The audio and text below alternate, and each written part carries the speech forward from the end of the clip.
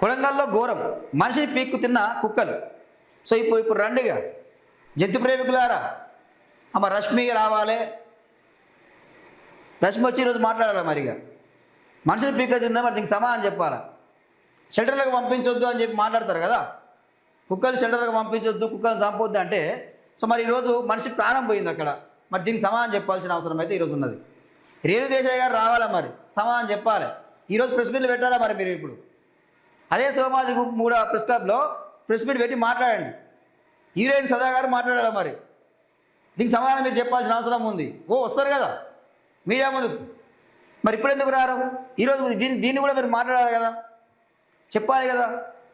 తాగిన మత్తులో సృగ తప్పి పడిపోయిన వ్యక్తి, మూకుమ్మడిగా దాడి చేసిన వీధి కుక్కలు, కాలు ముఖం చెయ్యిని కొరికేస్తుండగా గమనించిన స్థానికులు, కుక్కలు తరిమేసి చూడగా అప్పటికే వ్యక్తి మృతుడు సిద్దిపేట జిల్లా రామవరం గ్రామస్తుడిగా గుర్తింపు.